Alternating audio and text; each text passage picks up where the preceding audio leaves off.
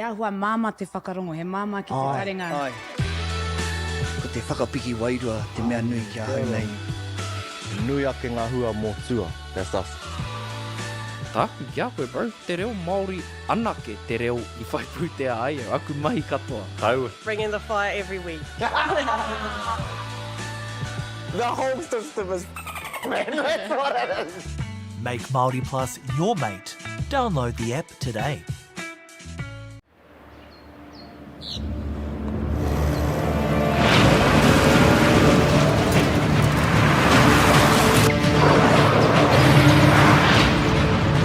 This isn't an ad about four-wheel drives. It's about knowing the place, as well as the locals. You found the place. That's a good start. Built by my great-grandfather 20 years ago. I've got no skeleton, got nothing to hide. It's a great stirrer. It's trepidation, anticipation. She's a game changer. Come celebrate the stories of our Māori heroes. Whakanuia. Lots of celebrations, so many laughs, going to be amazing. I'm a bit of a fan. Tough. Yeah, I'm looking forward to hearing the stories from the St. Joe's days. Oh, she is the sweetest person and also one of the most scary people I've ever met. Yeah. Uncle? He's the man. The biggest fan base is 50-plus-year-old Pākehā woman. That's not true. Bring it on. Whakanuia. Te whakapahoake ana ki whakaata Māori me Māori Plus. Want to catch a fuel bargain with Caltex and Supergold? Scan your Caltex at Flybuys or Airpoints for 6 cents off per litre with Pumped. You beauty! And show your Supergold card for an extra 2 cents off. Ah, feels good. I'm Trevor Johnson and I'm a sheep and beef farmer from the Forgotten World Highway. Some of the country we bought was quite steep and difficult. We have pushed those blocks to pine trees, 1,000 hectares into forest and 7,000 hectares will stay in grazing. To me, it's just the best use of land. If you've got land that is not so productive, it's a marvellous way of increasing your income. Global warming is incredibly serious. We need to cut emissions, but we need to also absorb carbon out of the atmosphere. Growing trees is the only tool we have in the toolbox for taking carbon out of the atmosphere that we can do at scale. Pinus radiata takes carbon out of the atmosphere at about 5 to 10 times the rate of native planting. And so what New Zealand Carbon Farming are doing is planting the Pinus radiata to absorb the carbon, and then they're transitioning that forest into native forest so that we get the biodiversity benefit. At Apollo Projects, we create better outcomes because we never make any assumptions. Like this sports facility. The client sent out their brief. And when it came to the 4 submissions, we impressed the client with a proposal that went over and above. Because we'd done things differently. We'd pulled together a team of experts, looked around the world for inspiration, and exceeded the client brief. We even brought it in on budget by reducing fees and prioritising function over form. At Apollo, we're more innovative, create specialist project teams, deliver on our promises, and build to the budget. Apollo Projects. No assumptions, better outcomes. Ai ahua māma te whakarongo, he māma ki te taringa. Ai. Ko te whakapiki wairua, te mea nui kia hau nei. Nui ake ngā hua mō tua, that's us.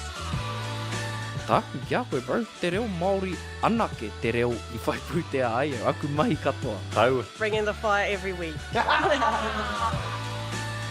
The whole system is man, that's what it is. Make Māori Plus your mate. Download the app today.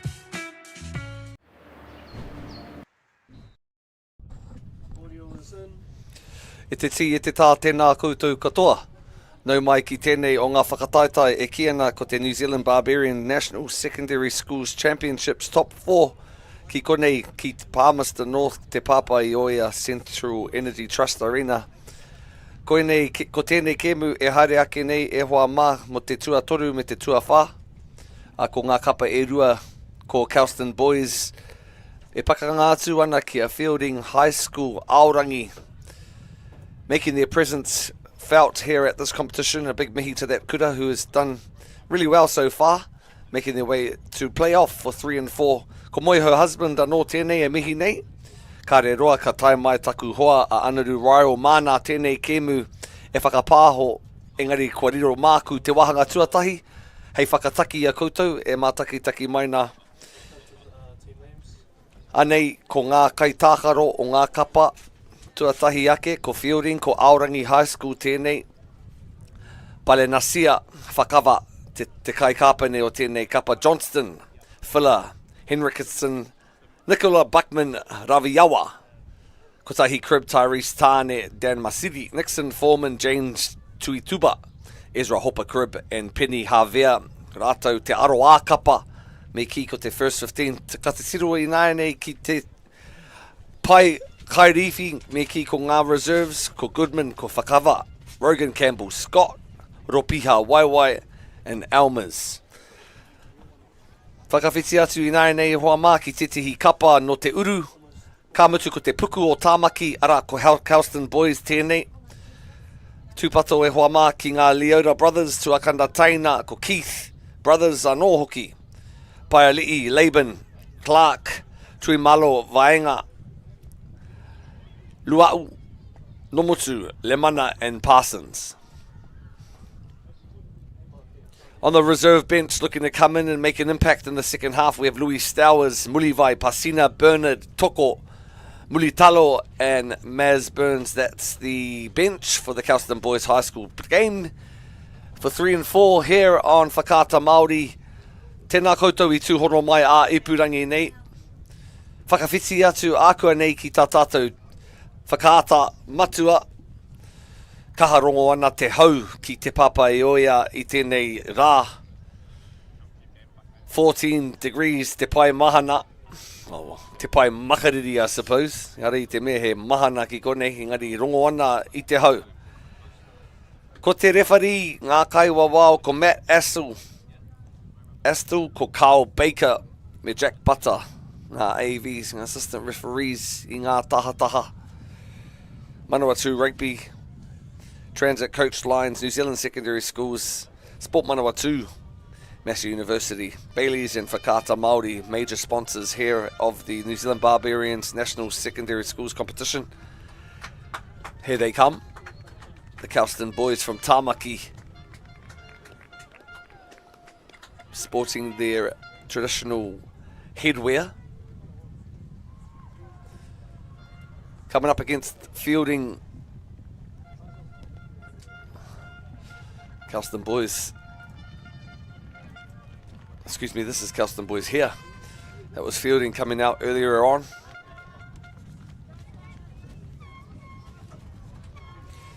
Kelson Boys High School in the red, navy and blue.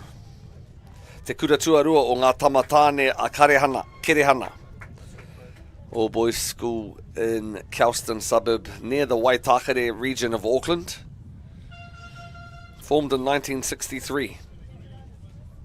Matt Howling, Elton Letonga, Peter Brown, and managed by William Howling and Vaimoana Va'ai. Also assistant manager Junior Toko.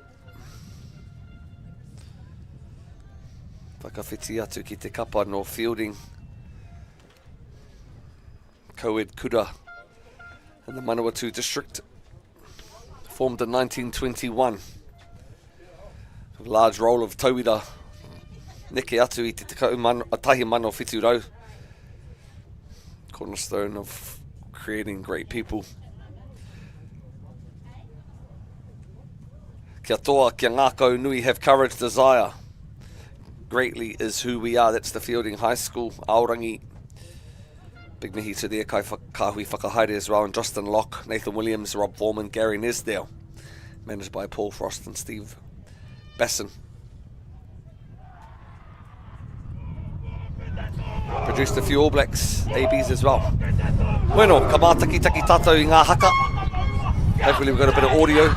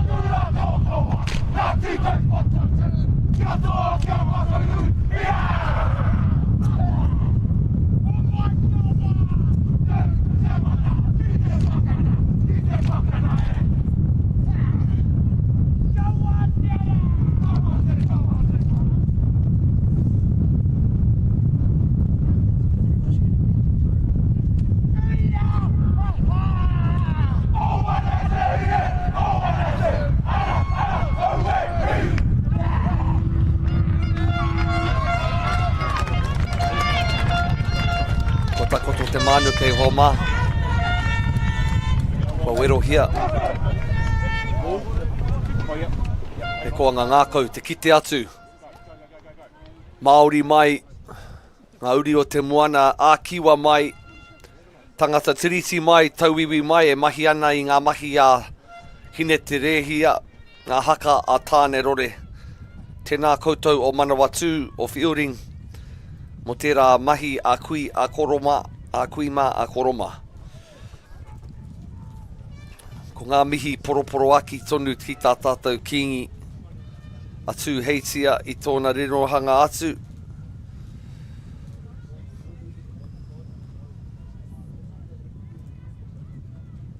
Ka mutu ki te wharekāhui ariki nui tonu. Aoti rā tō tātou kuini hou a ngā wai hono i te pō. We're on the way here between Feilding High School and Kelson Boys High School. Feilding of the Manawatu district and Kelson of Tāmaki Makoto demograph. Kelson in the red, Feilding in the blue.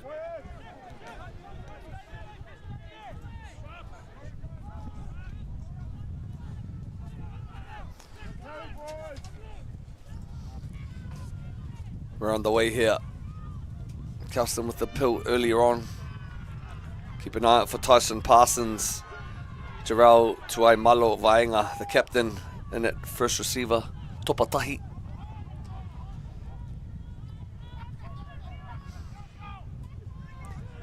Feilding with the Poro Inaini.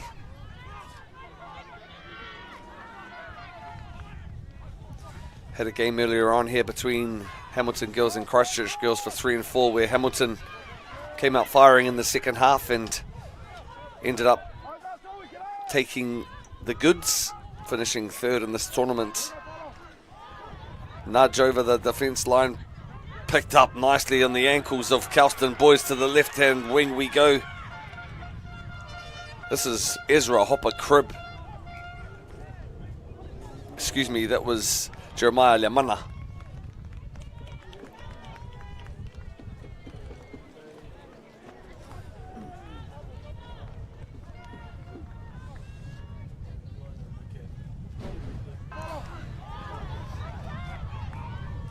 Ki te anō ngā ringa kakamaa.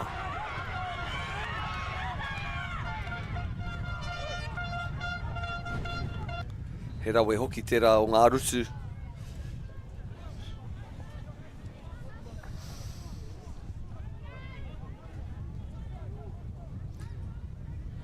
All Blacks coming out of the Feilding High School system. Cody Taylor, Luke Whitelock, Aaron Smith, Sam Whitelock.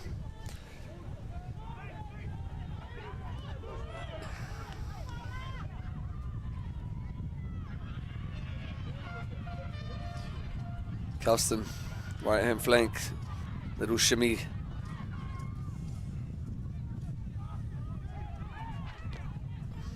Oh, slipping in the tackle there, but caught higher than usual. Nathan Ald I nāne pupuri ana te poro kei waenga nui I te whira. Anei te topatahi. Ara ko Jarrell Tui Maolo Vaenga, te kai kapane o tēnei o ngā tīma.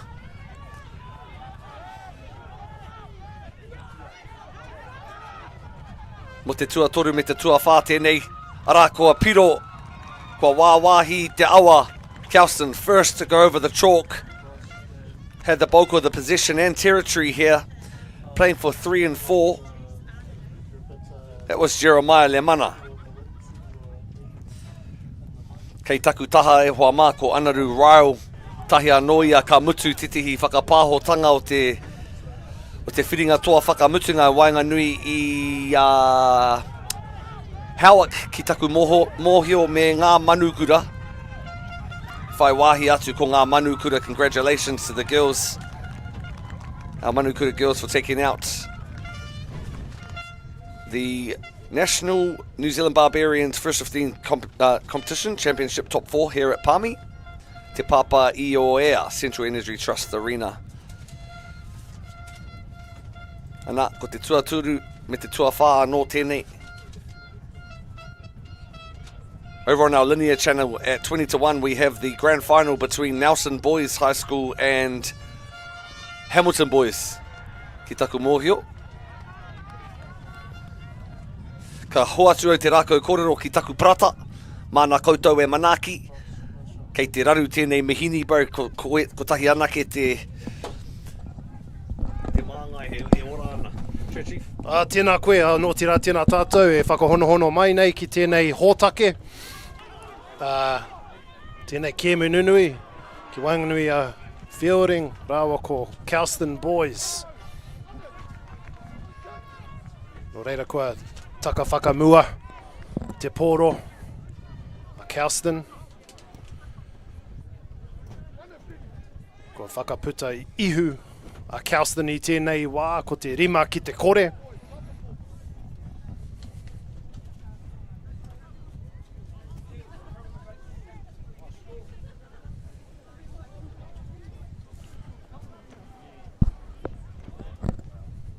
Hei anei te nonoke I roto I te mita rua te kau mā rua a Kelson. Anei a Masiri.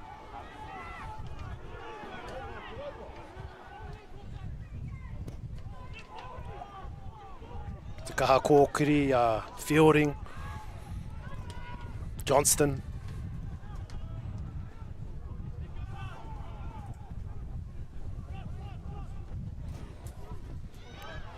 Oi taka whakamuri tērā tuku. Masiri, ki te taha Maui.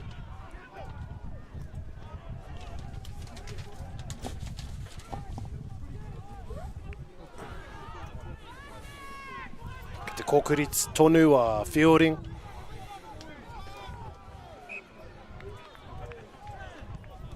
He taka whakamua. Slight knock on by Palmerston Boys High School. 6 minutes gone. Kelson Boys ahead 5-0.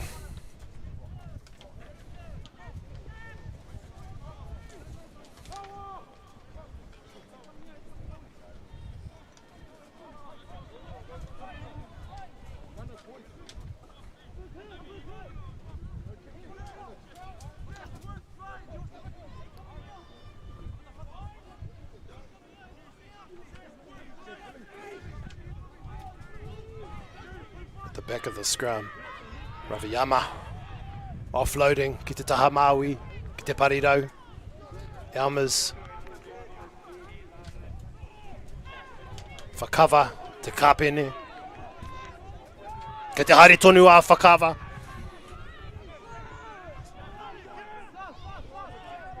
Oh, ko hopungia te pōro a Kelson. He hāmene hoki.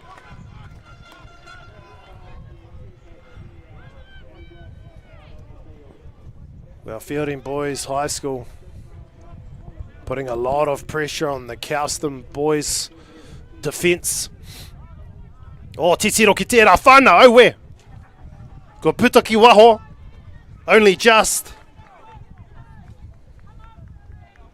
Te kaha hoki o tāwhiri mā tēnei rangi. Kaha pupuhi te hau.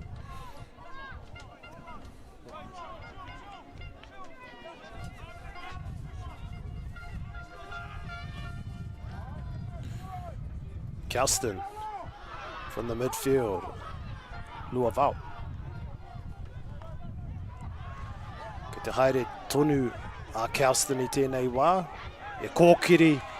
Whakate Maui. Ko pai a li'i.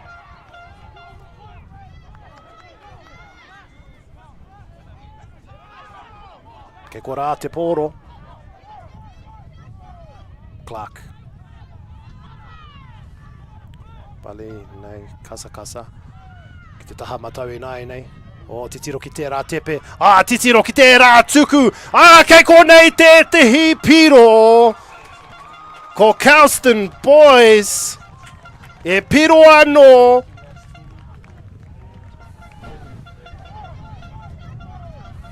Titiro ki tēnei. Ko Balena Kasakasa. Puta ai te pōro. Ko ngā waiwai kani me te tukuna. Rawe rawa atu tērā piro. Me tērā tukuna, a Jarrell tuai malo vainga, te kāpene, a Kelson. Tatarawa tēnei whana ānuku, tērā pēr ka tae te whiua. Ki mua o ngā pau.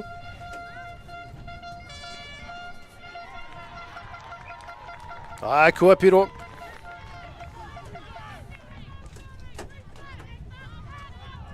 Ko te tekau mā rua ki te kore i tēnei wā.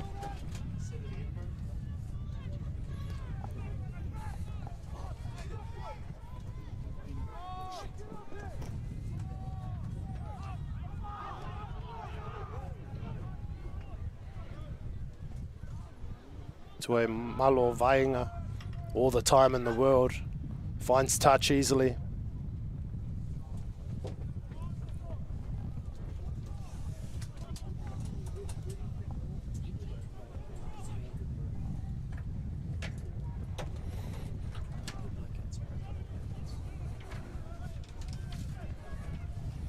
Feilding, ki mua te rārangi.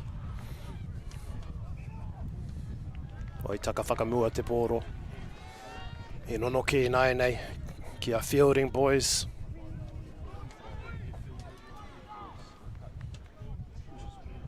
So Feilding Boys High School won the Hurricanes final 15 points to 14 against Palmerston North Boys High School.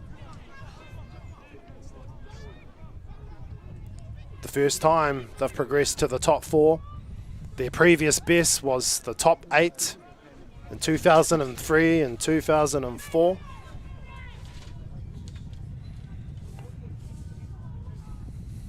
Ko whāngai te pōro ki te nonoke. Crib, kia tāne. Ke kora Javier.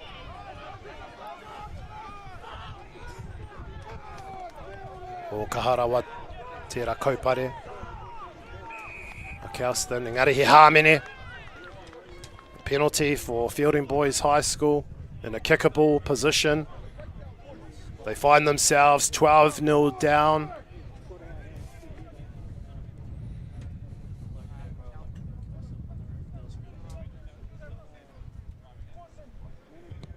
Ka whana ki te kōkonga.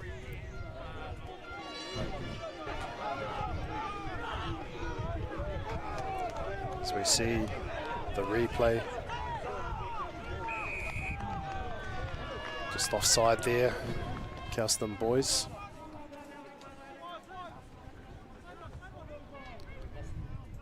So ko whakawa, e whāngai ana ki tēnei rārangi.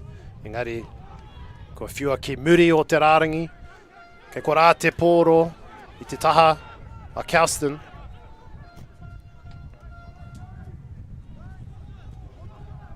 E wāhi mōrearea tēnei mā rātou.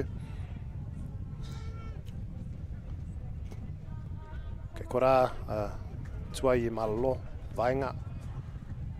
Ko puta te pōro ki waho. I āhua whakaaro ana o hopa crib me nā ka whiua te pōro ki roto. Engari kei ko rā te rārangi.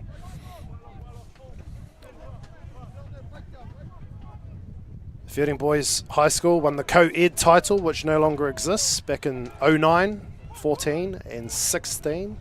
Successful line out at the front. Crib out to Tane, into the midfield now, and cleaning things up is Campbell.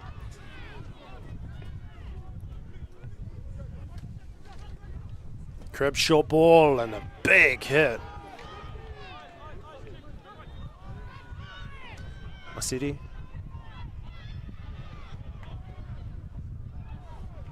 Big counter ruck by Palmerston boys, but they went a bit too early. He hāmeni anō. Feilding.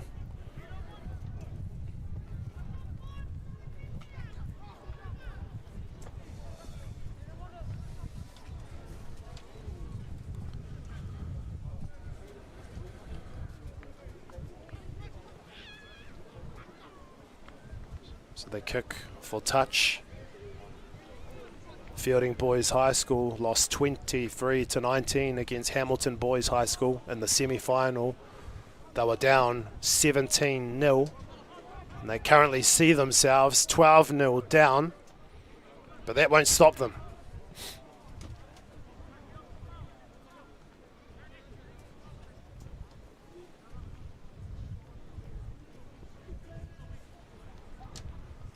There's Kelson Boys High School, established in 1963. A number of All Blacks have come out of Kelson. Stephen Bates, Sione Lawaki, Case Muse, Mills Muliaina, Kevin Senior, Mose Tuali'i, Inga Tuigamala, Anthony Tuitavake, and Sam Tuitupo. Their motto is to wisdom with honour. And ko tai mai rātou, ki tēnei kēmu mo te tūrunga tuatoru.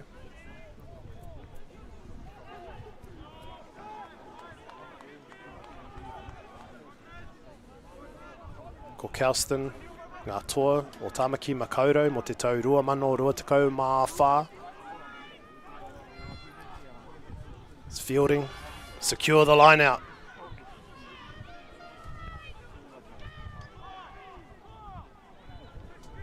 Tania, Masiri.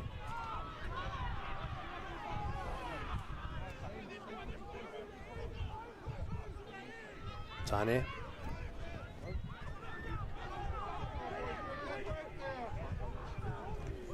Foreman.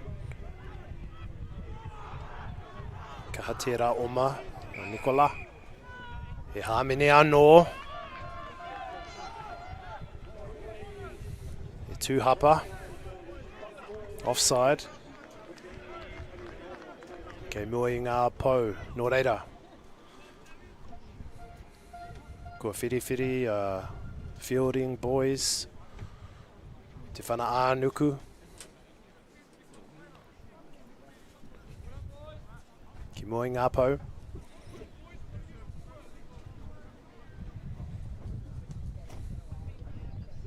Right in front of the posts. But for those of you watching at home, the wind is playing havoc today.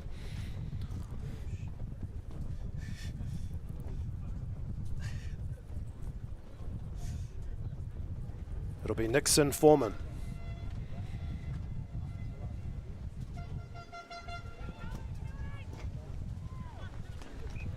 He's got it. So ko tai mai a Feilding. Toru ngā piro. Ko te tekau mā rua ki te toru.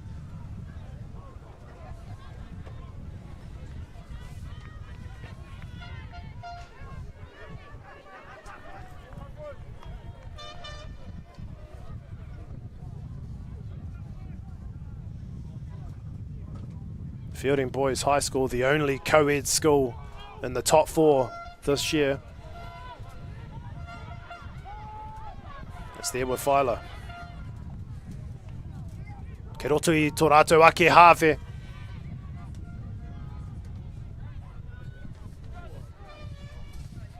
Kelson with the counter attack.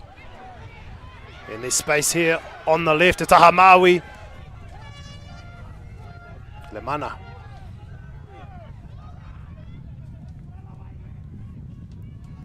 Centre field in Aine. Old.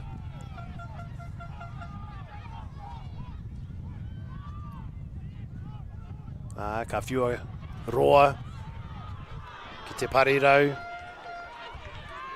Ai. He hamene. Penalty for Kelson Boys.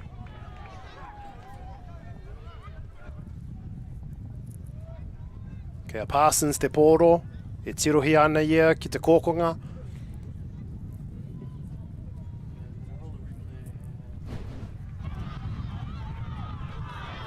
So we look at the replay.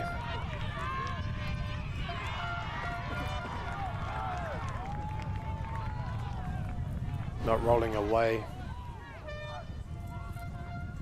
Kua whakarite te rārangi o waho. Ko Leota e whangai ana. Ki mua te rārangi. E kōkiri here a Kelson. Tata ki te rārangi piro. Pick and go.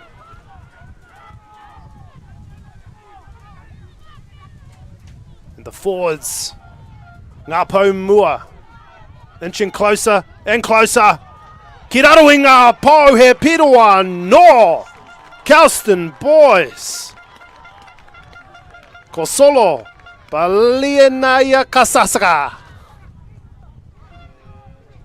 The prop for Kelson boys.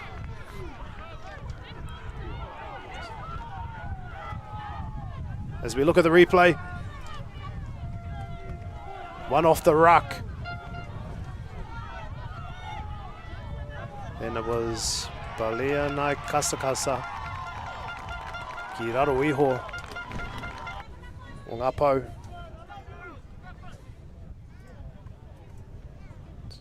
So after 20 minutes, Kelson Boys High School have a healthy lead.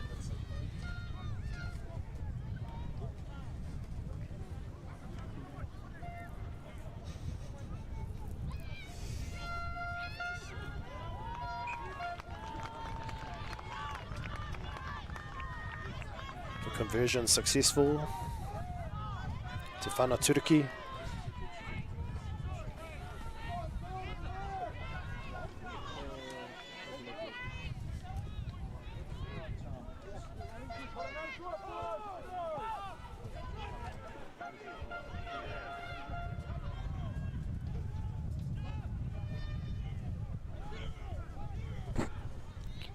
Kelson Boys in aina. E kōkiri whakamuia. Ai whiwana te pōro. Ki te taha māui. O, titiro. Ki tērā hopu. O, ka te hori tunu ia. Te kaha hoki. Clark. Okay, kora luau.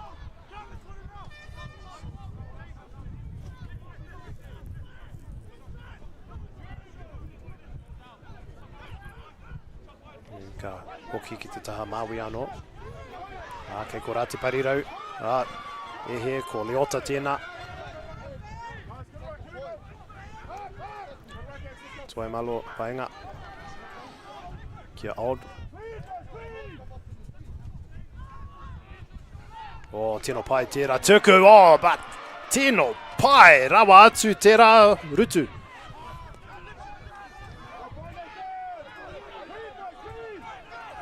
Ko rā tunu te pōro. Kelson. Clark. Tuai malo vaenga.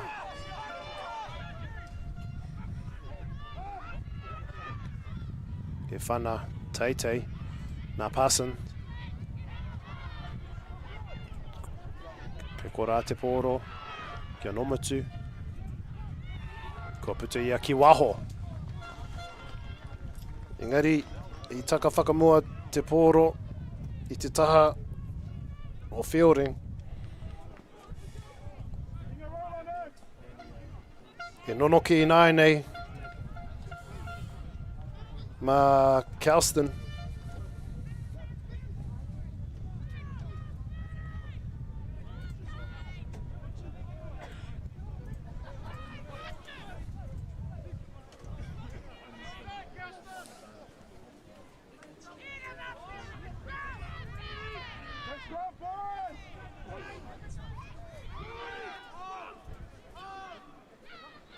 Clark.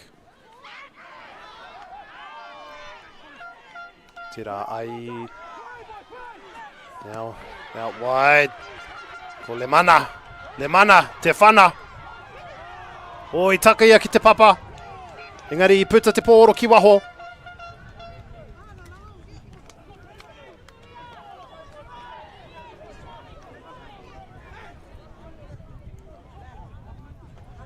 So they'll play the line-outs. A nice grabber kick here as we look at the replay from the scrum.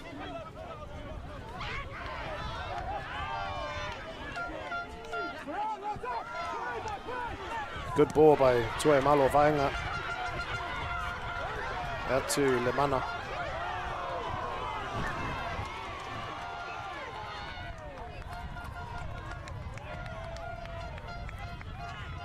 Oi, taka whakamua te pōro.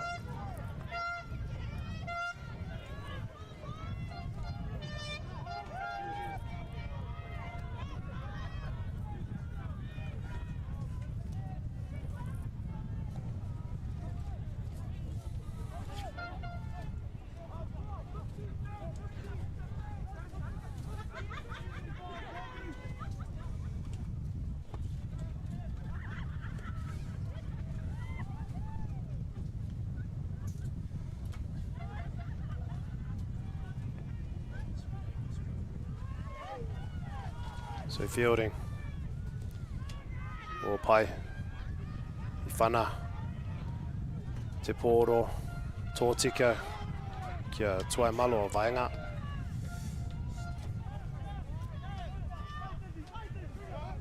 Clark. Laban.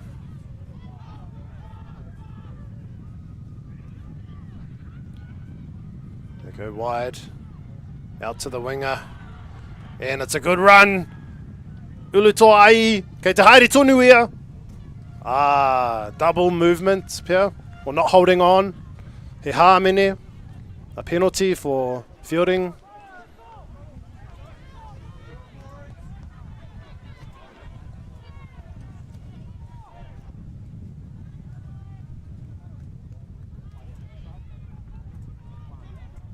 I whana ki waho.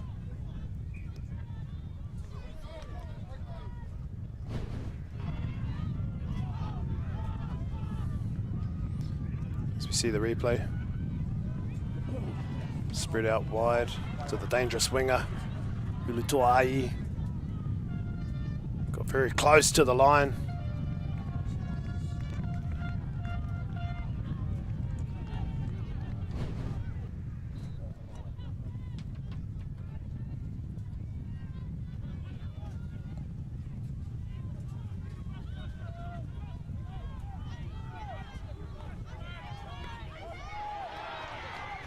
All stolen.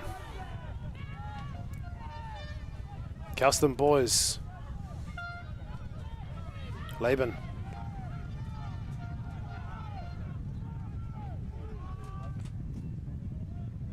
Tino pō, tiri rawa te pōro. Mulivai.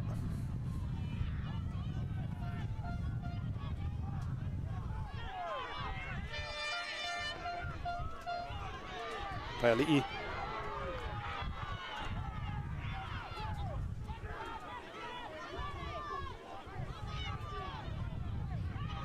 Balaina Kasakaza.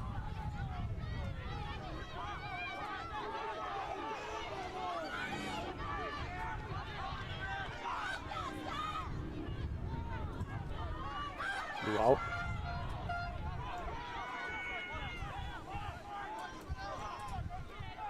Tata ki te rārangi.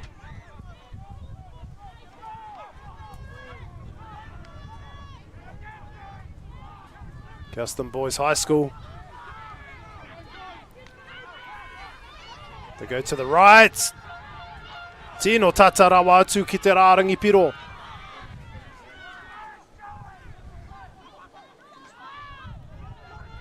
Pick and go.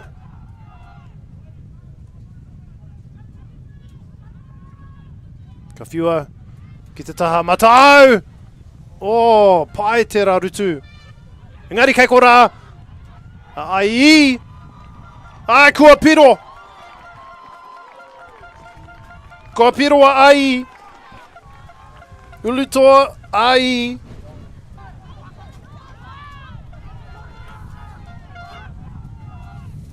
I te mata rātou, ki te tahonga apau. I whiua atu ki te taha matau. Ko Parsons, e oma tāta ki te rārangi piro. Engari I reira, ai, ki te piro.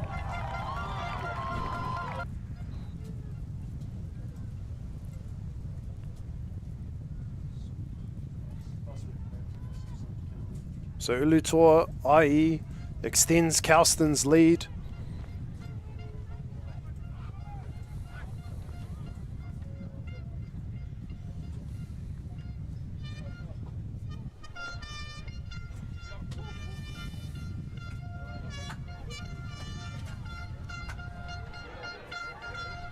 Ngā mihi nui kia whakaata Māori.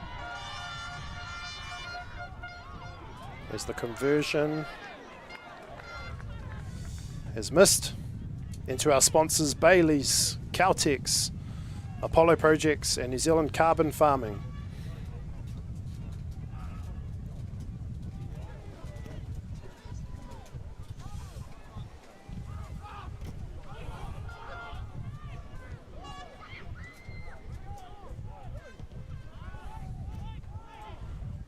Tuai Maelo Vainga. Finding touch. Te rua tukau mā whā ki te toru. Ko Kelson ki mua.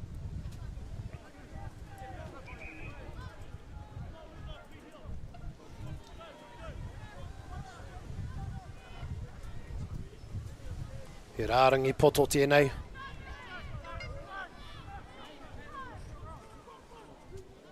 Ki mua te rārangi. Oh, ko taka whakamua te pōro.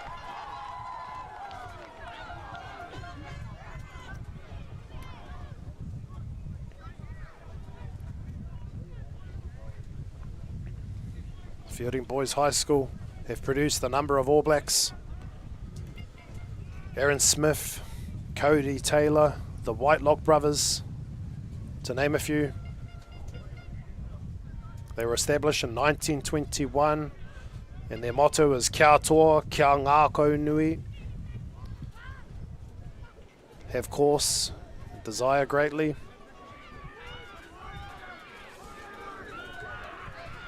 It's Kelson with Luau. Or the ball going behind. Engari I reira, our foreman. Pale naisa.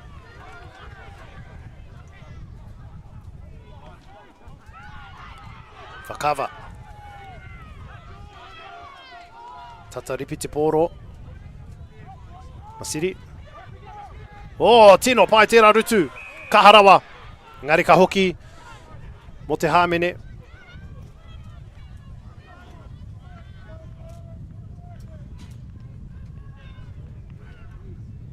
Kia Nixon Foreman te pōro.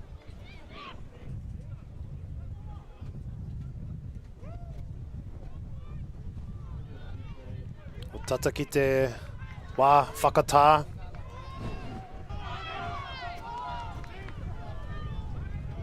Here's the replay. Kawani ke te rarutu.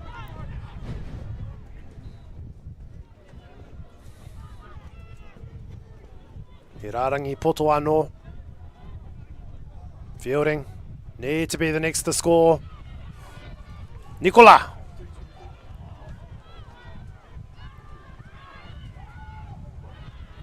Upoko ki raro.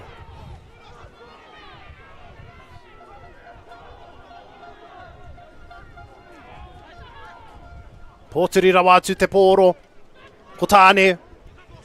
Masiri. Foreman. Oh, ke kora te pōro I te taha. A Kelson.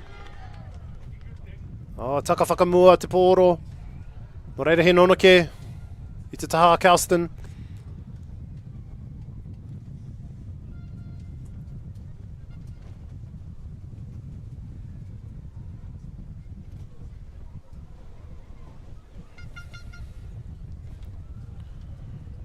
No reira, tata ki te wā whakatā. Kei mua Kelson. Te rua tekau mā whā ki te toru.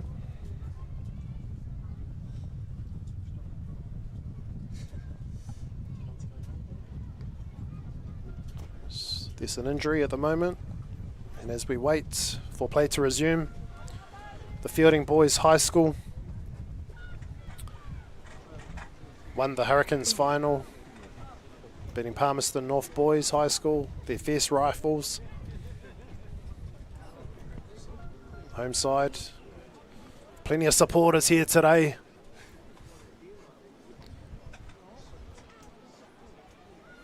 Their logo was gifted by Sir Peter Buck back in 1922.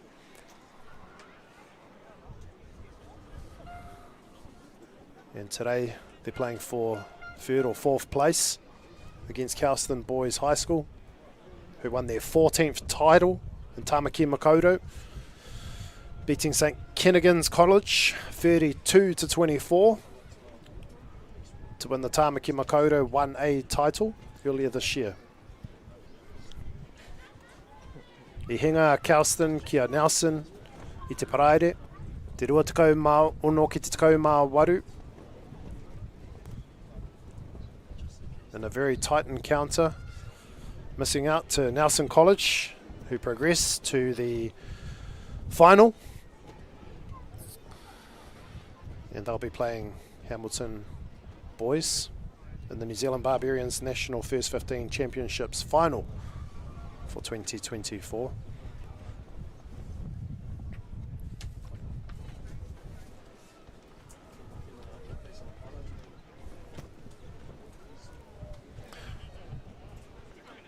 And we'll have a look at some of the highlights so far of this first half.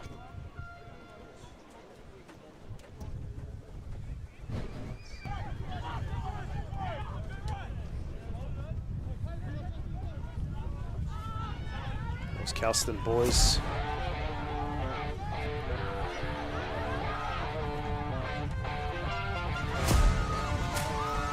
The first try to the mana.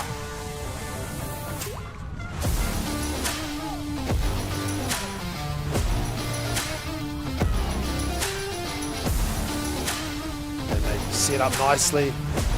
Toya Malo Vaenga with a beautiful ball on the inside.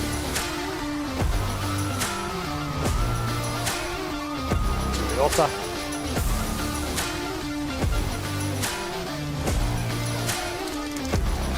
Te whiua te pōroroa ki te parirau Maui. Ko Leota e whawhai ana I reira.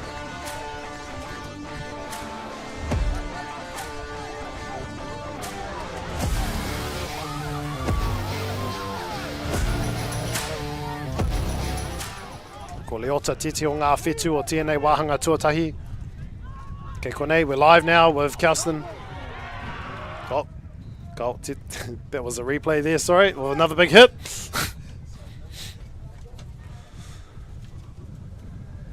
As we're back underway. He nonoke I roto I te wahi rotikau Māorua o Kelson.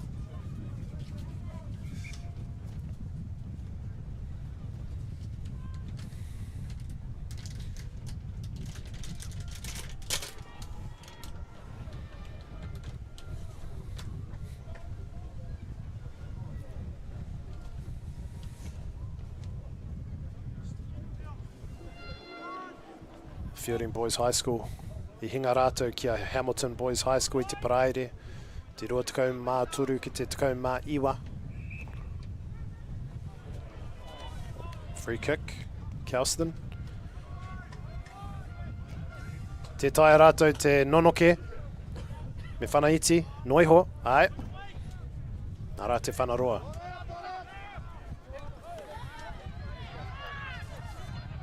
Almas. Ki waho ki a Javier.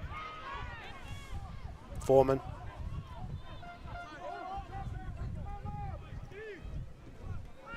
Buckman.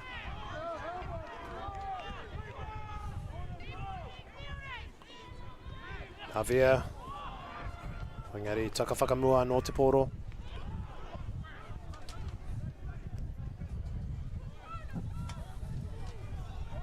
Okao kei te haere tonu.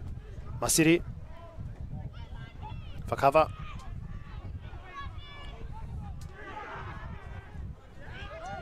Johnston.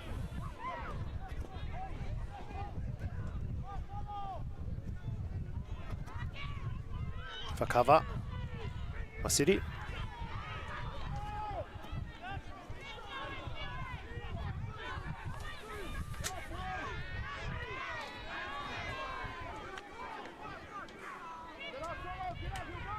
Oh, titiro ki te rao maka harawatu.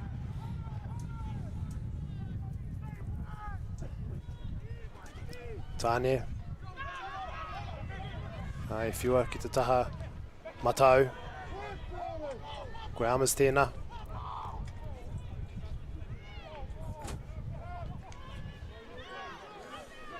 Johnston. Kia pare nā isa. I hāmene anō. Tatamutu tēnei wahanga.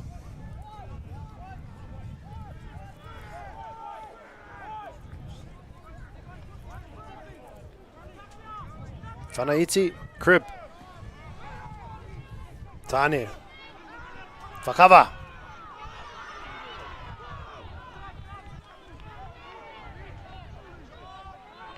Taha Maui.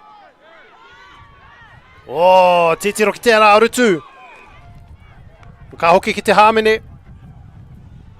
Ke kona a Johnston te whanaiti. E tiruhia ki te rārangi.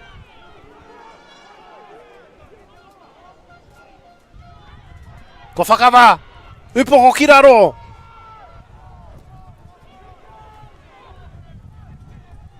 Kei whia te pōro.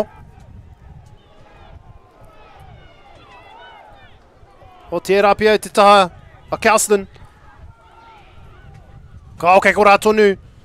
Ki te taha Feilding. O tino pai tērā tuku. He piro. Ma Flynn Erickson. E he ko Nixon Foreman. Ko Nixon Foreman te kaipiro.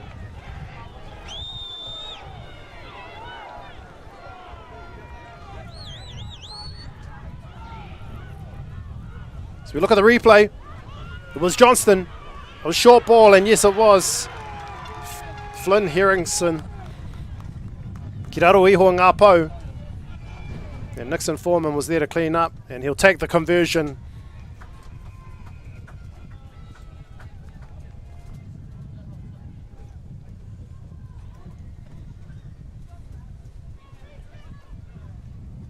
Te rua tekau mā whā ki te tekau.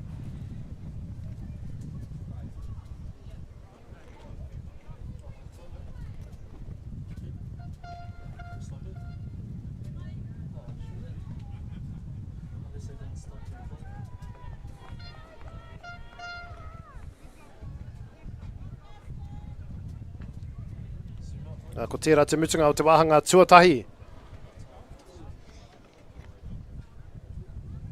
Ki mua a Kelson Boys High School. Te rua tekau mā whā ki te tekau.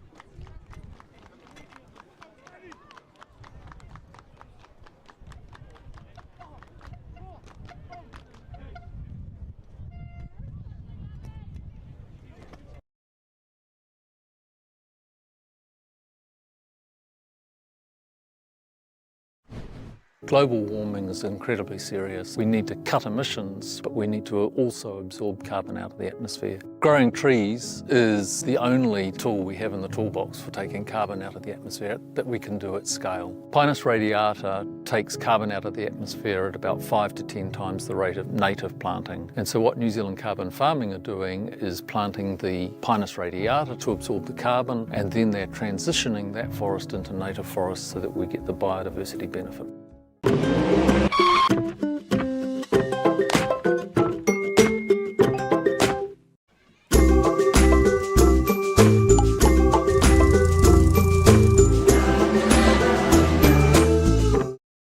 Get the Māori Plus app. Download now on Google Play or the App Store with exclusive viewings and 100% ad-free. Quite like top tier. Watch us anywhere, anytime. Make Māori Plus your mate and stream now.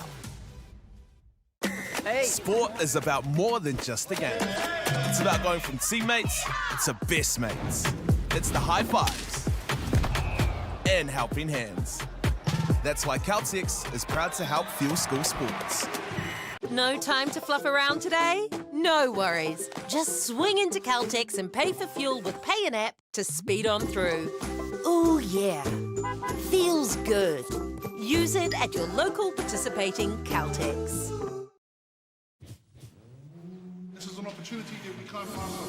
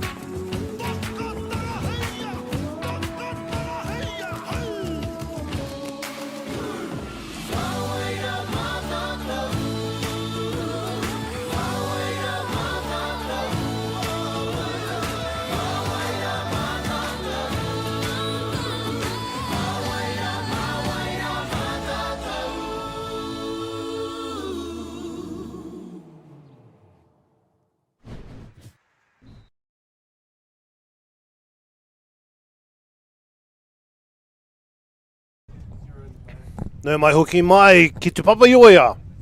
Mo tēnei kēmu, mo te tūranga tuatoru. Ki Wainganui, ia Feilding Boys High School, me Kelson Boys High School. Kei mua Kelson I tēnei wā, te rua tekau māwha ki te tekau.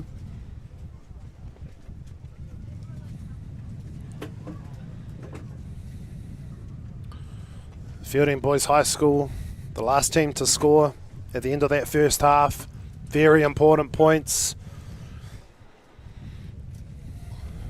They're looking to build a bit of momentum coming into the second half. Kelson boys have been very impressive.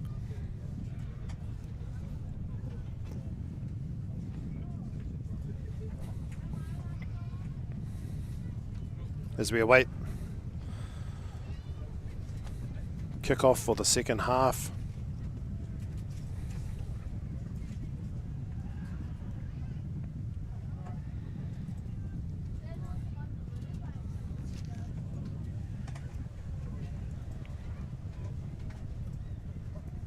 Palmerston Boys High School, coached by Matt Howling. Feilding High School, coached by Justin Locke.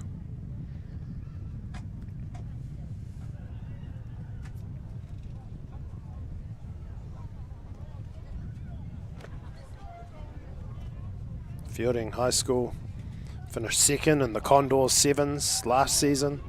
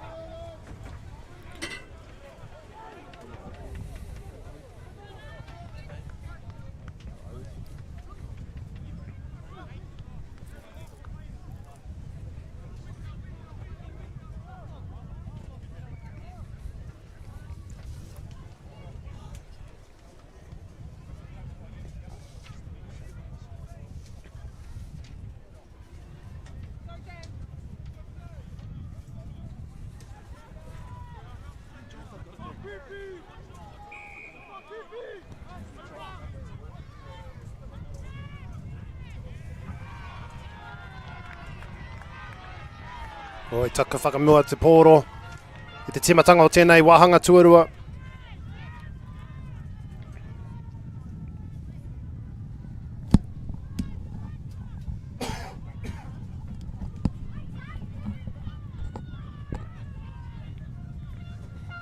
So a scrum right on the 22 metre line in Kelson territory. A chance for Feilding High School.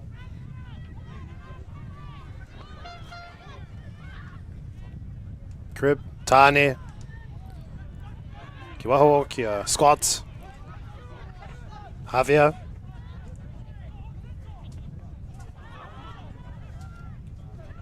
Advantage.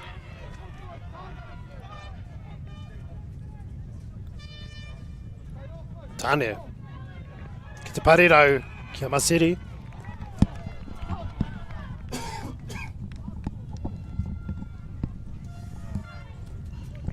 He Hamene, kia Feilding. Whana te pōro ki te kokonga.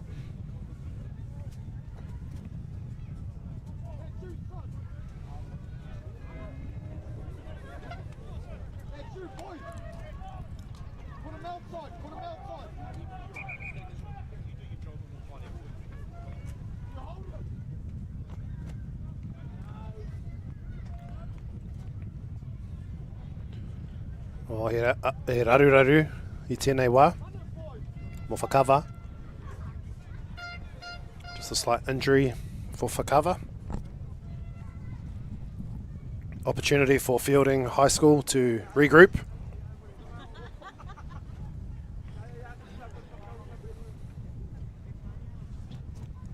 Ki te wānanga, o tētahi rautaki, mo tēnei rārangi.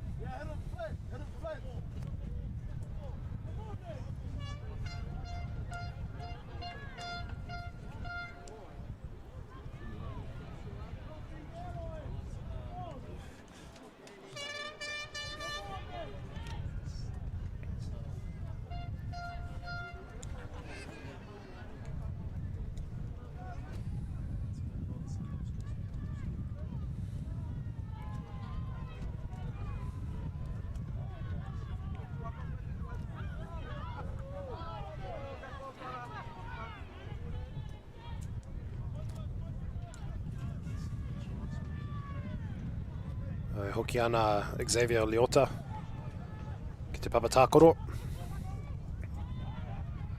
Ke kora te pōro I te tahi a Feilding. Grab.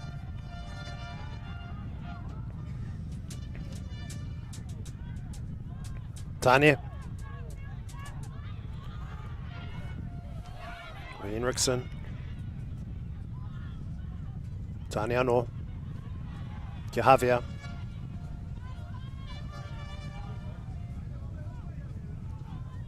Johnston.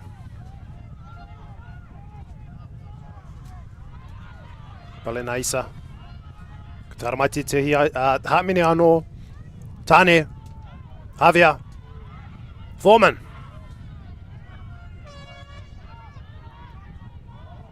Tane. Ke Johnston.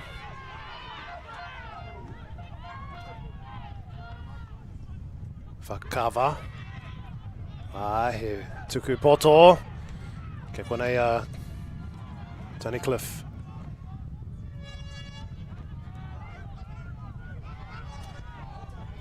O ko patu te pōro engari ka hoki atu ki te hāmene.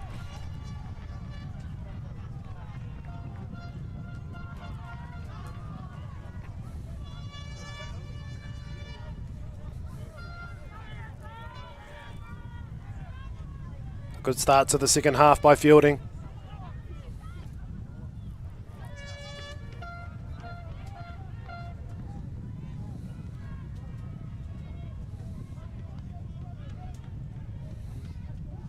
They've opted for the scrum.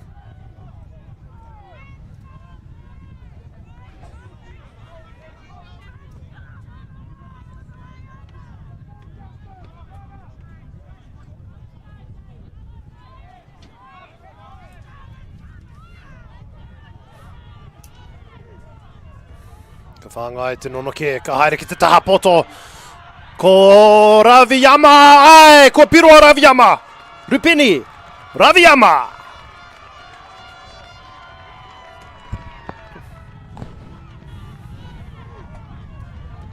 Ai noho ana te pōro I muri o tērā nonoke I oma ki te taha kapo.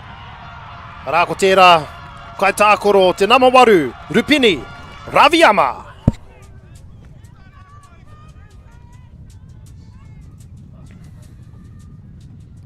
O kei te hoki mai a Feilding.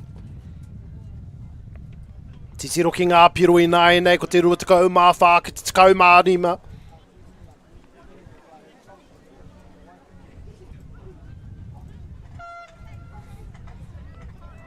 I waua tēnei whana a nuku.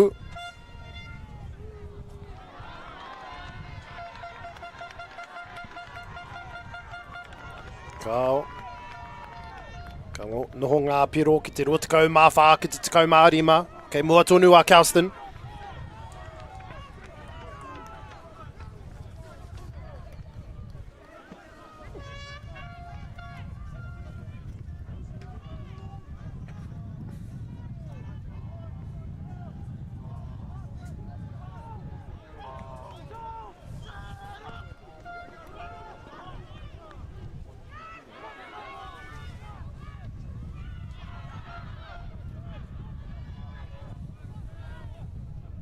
Feilding, I roto I tō rātou ake hawhe.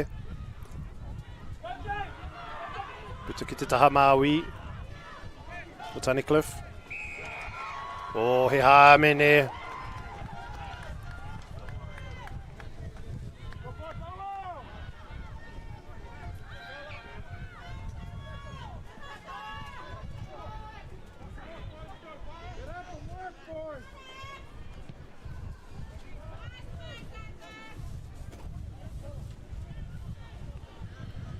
No reira he rārangi o waho.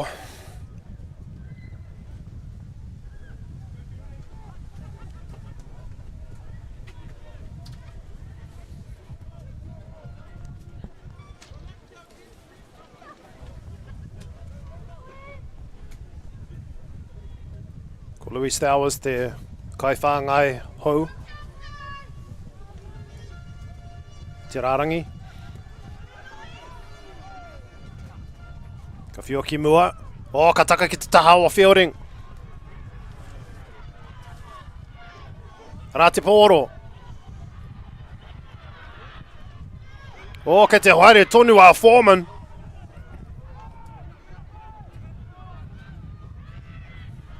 Te whana. Nā tāne. Tua e malo vaenga. O, titiro ki tēnei kaupare.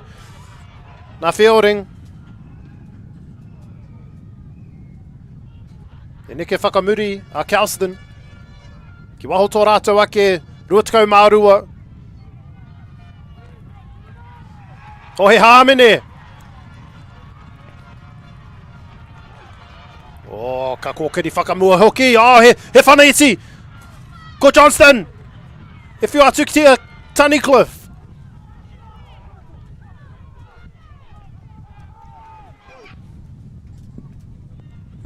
O tata ki te rārangi, ngā pau mua, a Feilding. Ka tukuna ki wahui nā aina ki a Tunnicliffe.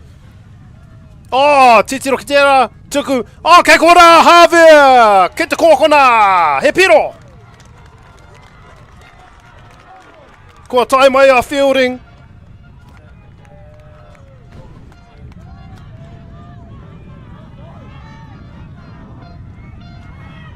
Ai tukina kia whakawa.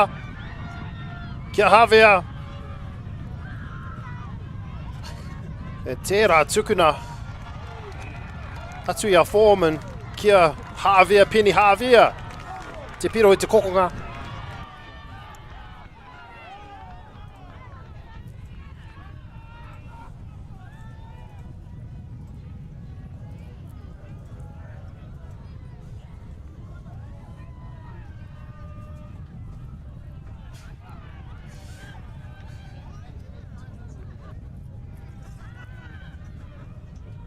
Nō reira e whāpiro noiho ki Wainganui e nei kura e rua. Ko Foreman. Carl. Just missed that conversion from the sideline. Very difficult with today's wind.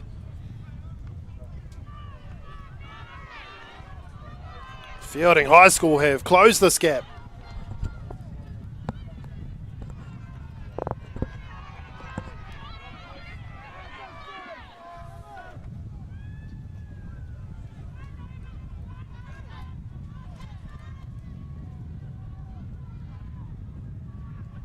Momentum has shifted towards Feilding. And another big run. Ko Raviyama tēnā. Tane.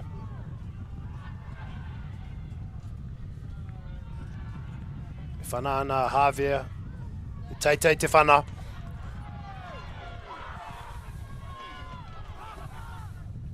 Tue malo vaenga. Paili'i.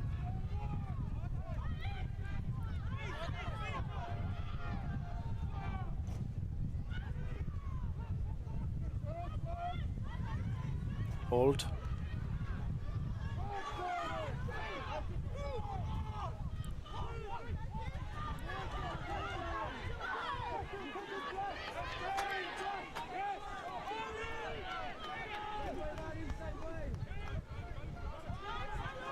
Wow. Tue malo, vaenga. O, taka whakamua. Ngari ka hoki te kaiwa wao, ki te māka. O te hāmene.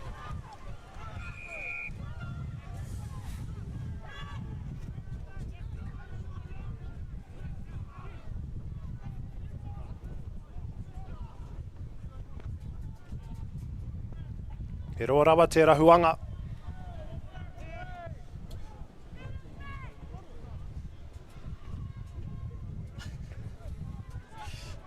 Oh.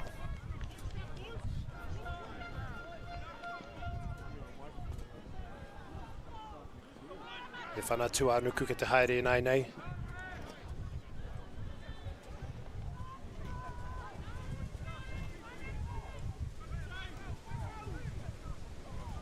Ia wanga nā Kelson. Ka tae rātou te kite. Ia Feilding. E hoki mai ana ki roto i tēnei kēmu.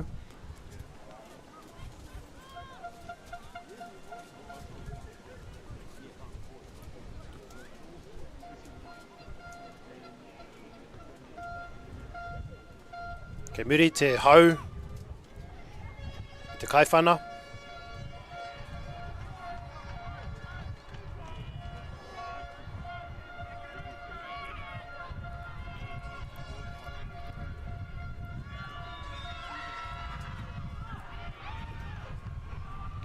Ai, kua piro.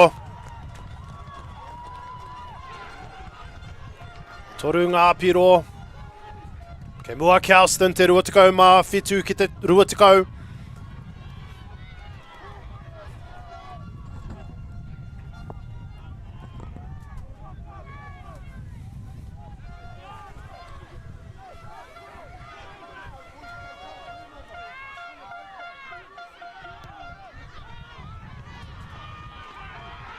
Oh, I taka whakamua te pōro, engari kei korā Feilding. Johnston. Whakawa.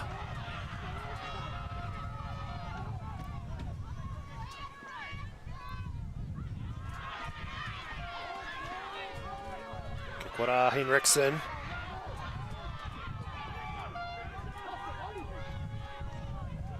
Palena Isa. O ke te neke ngā waiwai a Palena Isa. O tata ki te rārangi.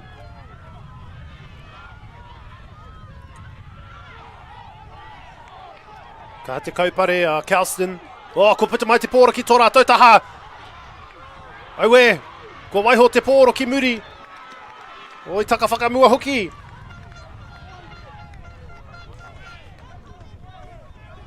Nō reira he nonoke ki mua i ngā pau.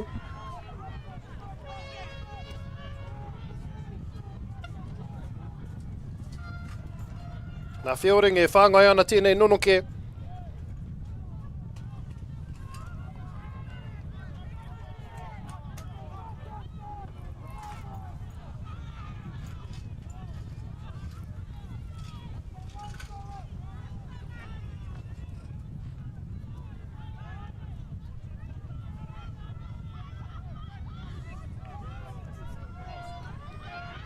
Raviyama no! Raviyama! Tino aua ki te rutu. Havia.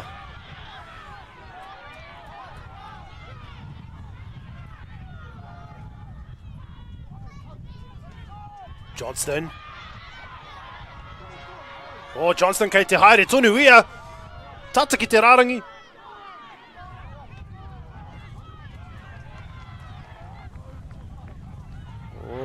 Tino pai te kaupare i te rārangi nei. Ka hoki ki te hāmene. Te rāpia ka puro te ringa ki roto i tōna pūkoro. Te kaiwa wāo engari. Havia. Oh, te tuku roa ki a Masiri. Te kōkanga engari a kāo. I puta ia ki waho. Te kaha hoki o te kaupare. Me te kaupare pāpaka a Kelson.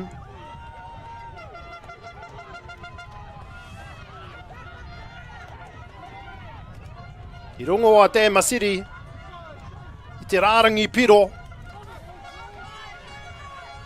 Engari anō. O ki mua te rārangi. Engari.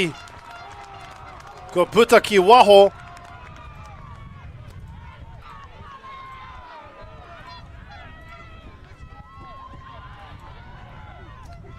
Heo anō, he nonoke anō. Mā Feilding e whāngai ana. Titiro ki te namawaru.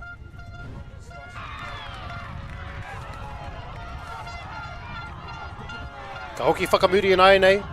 Titiro ki tēnei. Na Havia, e te tuku roa ki a Masiri. Ngari titiro ki tērā rutu. I whakaputa ki waho. Ok, konea Kelson. Ko Feilding tēnei, ko Masiri. He tuku poto.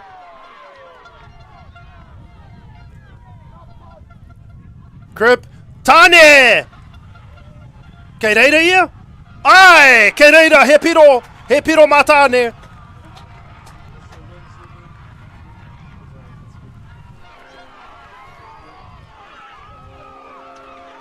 He piro anō.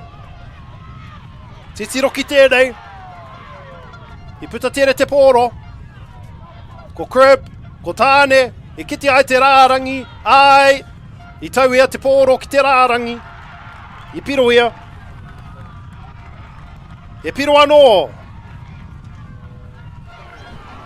Mo Feilding. Titiro ki ngā piro i nai nei. Kei mua Kelson, te 27 ki te 25.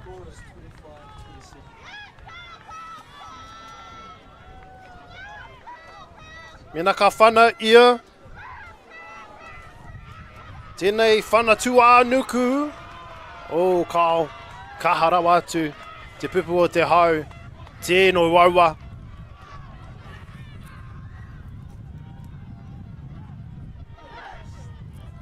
O ko ahua moi. A Kelson i tēnei wahanga tuarua. Ko tēnei te wā ki te whakaoho. Ki te hoki mai roto i tēnei kēmu. Ko whakaputa te ihu i tēnei wā. Engari kua hoki mai a Feilding. E whanaroa.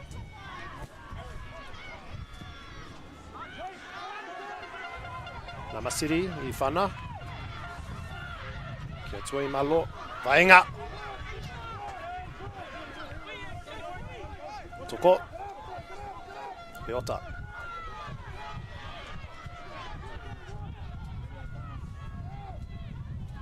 Old. Oh, titiro! Kei kora te pōro ki a Feilding! Kei whiona hoa! Ko Aston Scott. Hopingia te pōro. O, kei konei ngā kai tākoro ko tāne. I tērā taha. O, te tiro ki tērā piro miharo rawa atu. Woo! I te kokonga.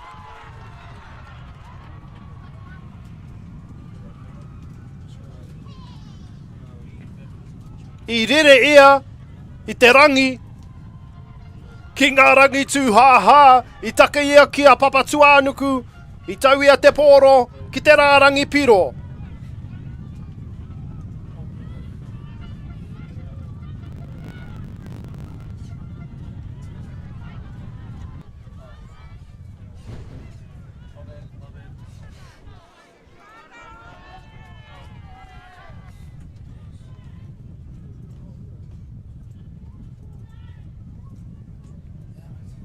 Nō reira, kei mua Feilding i nai nei. Tēnei wahanga tua rua. Ko rātou noiho kua tai mai.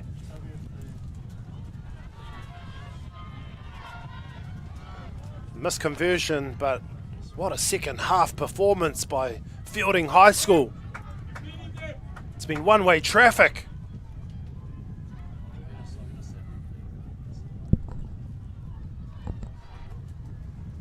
Kelson are stunned.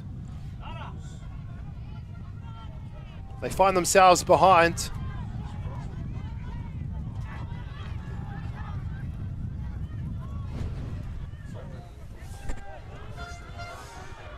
Feilding. E o mātu mai tō rātou ake hawhe. Ko Masiri e whanaroa. E whana ki waho, engari kei waho ia i tōna ake ruatikau marua. So ka hoki atu te rārangi o waho. Ki roto i te rārangi ruatikau marua.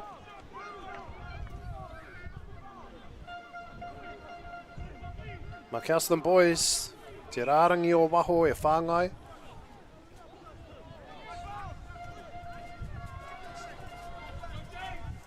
Tēnei Kēmu. Whew! What a game. Ka haere ki Wainganui o te rārangi o waho. Ko pai ali I nei.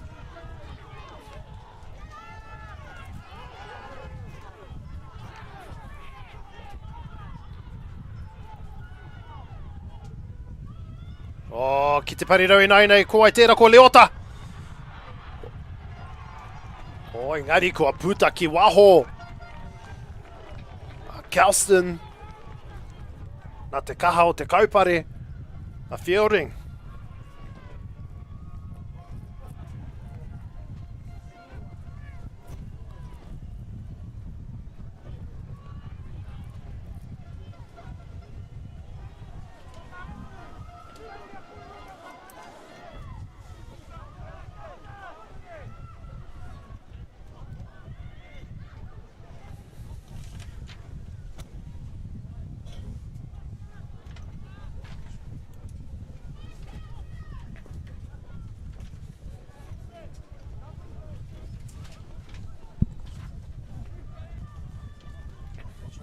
So ko Feilding and nei. Oh, he mōrearea tēnei.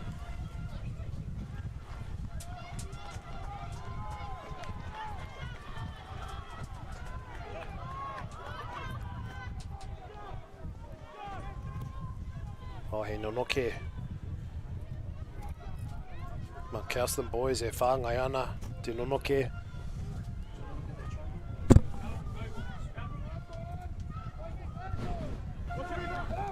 Ka hoki whakamuri.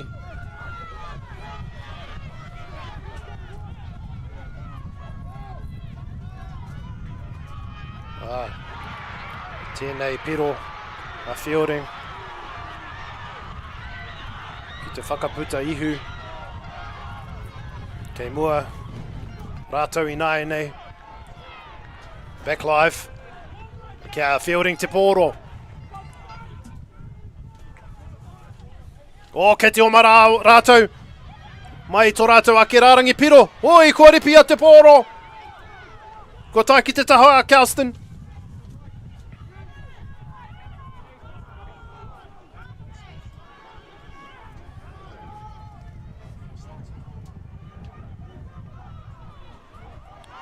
E kokorere ana I nei. Ki ngā pau mua.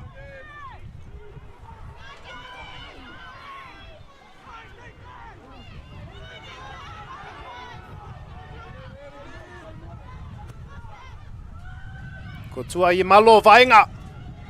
E hoki ana ki ona waiwai. O kei ko rā te rārangi. Tata ai. O! Ko tino tata. A luau. O kei reira. Ai, he piro I te kokonga. Ko solo. Pali nai kasa. Te piro tuarua.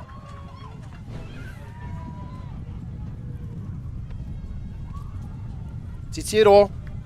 Tino tata ai. Tata ki te rārangi hoki a luau. I kiti ai. A pali nai kasai. Te rārangi. Tau e te pōro I te kokonga.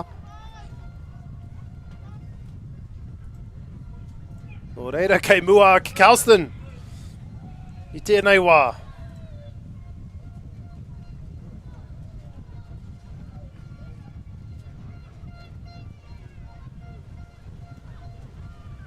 Me whakabaumahara, kei muri te hau e pupuhi ana.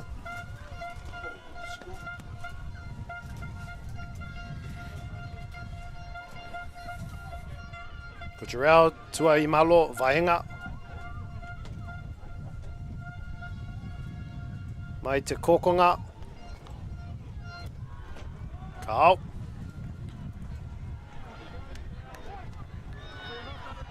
Te toru tukau mārua ke te toru tukau.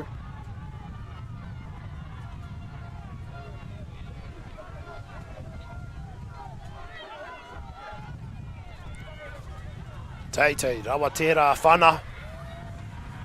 Oh, ko puta ki waho. Good defence by Feilding. Putting pressure on. Sky high kick.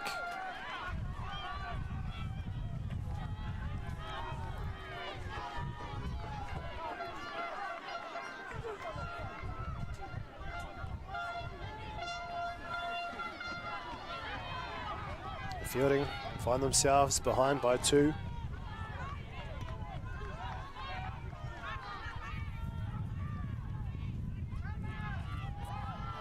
Oh, ko taka te pōro I te taha a Kelson.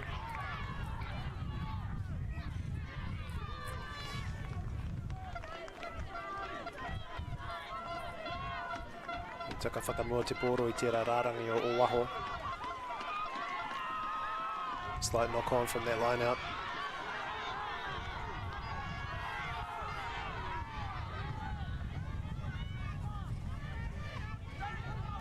Ka tuku mihi kia whakaata Māori. Kina kai tautoko, a Baileys, Apollo Projects, Caltex, New Zealand Carbon Farming. O tēnei hōtaka.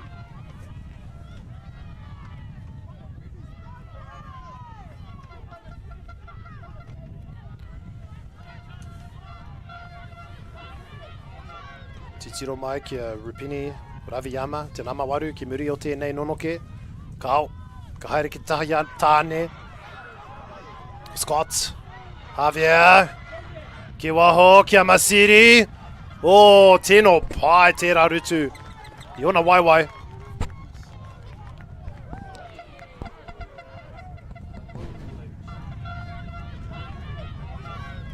Ka kite anō, whangai ana te pōro ki te nonoke.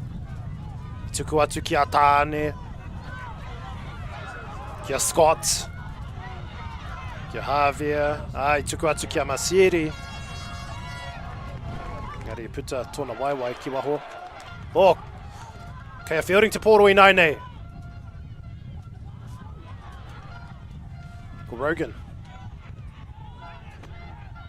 Ropi a waiwai. Johnston.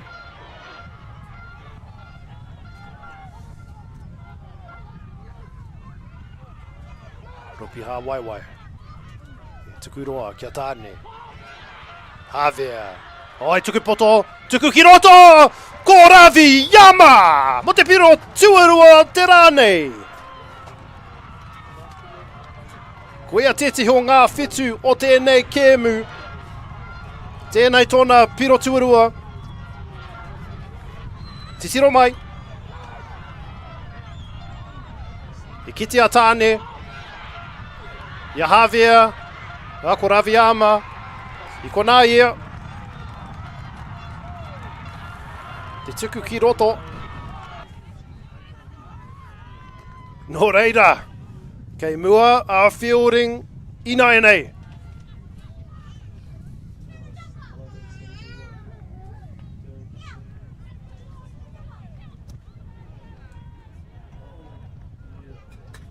I hinga rātou mo te nuinga o tēnei kēmu, engari kua hoki mai rātou I tēnei wahanga tuarua.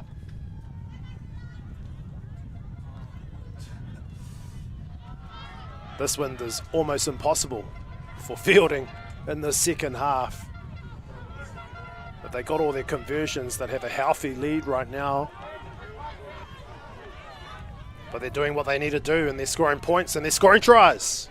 And exceptional tries at that. Rupini Raviyama. Impressive today.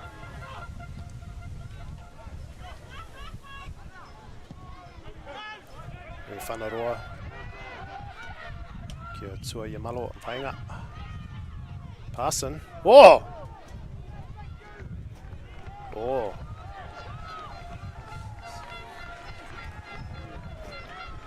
E whana takatera.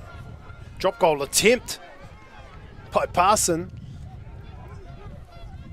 Rima tukau mita mai ngā pou.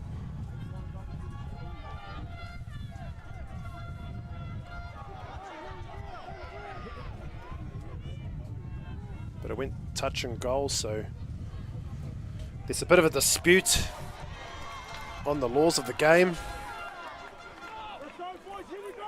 The old laws. You'd have the scrum where you kicked it from, but the new laws. 22 dropout.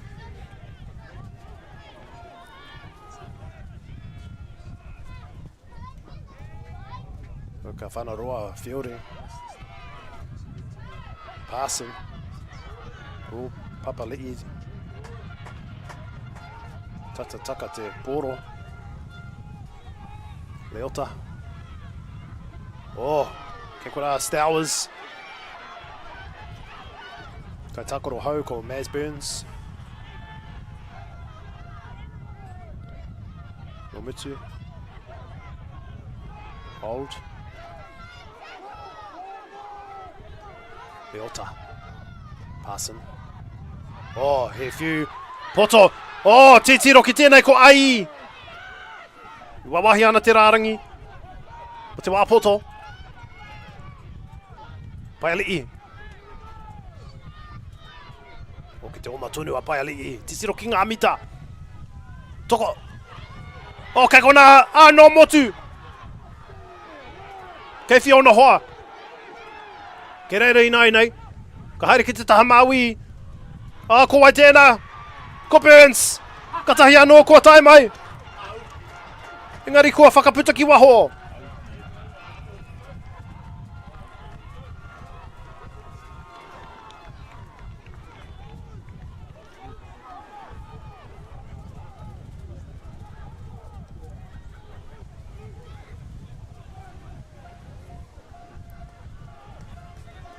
Ki te ata haere, whakawa, ki te whāngai I tēnei rārangi o waho.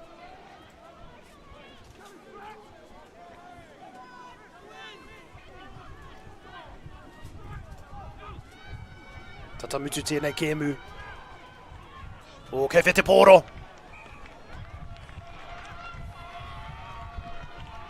Ko taka whakamua. A Kelson. Hoki whakamuri nei, ai. Titiro ki tēnei. Nā no motu. E wawahi ana te rārangi. E tiru ia ki te taha Maui. Ko Tuai Malo, Vaenga. Tuku atu ki a Maz Burns. Engari ki te kaimawao. I te tahara. I puta ki wahu ia.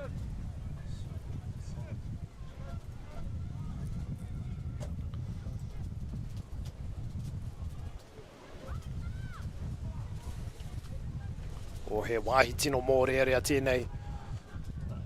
Ma Feilding. O kei te o marātou.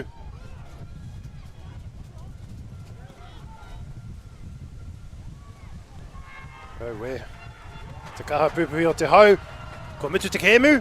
Ko tērā te pātai nui. Ai kuina! Ko mitu tēnei kēmu. The game is over.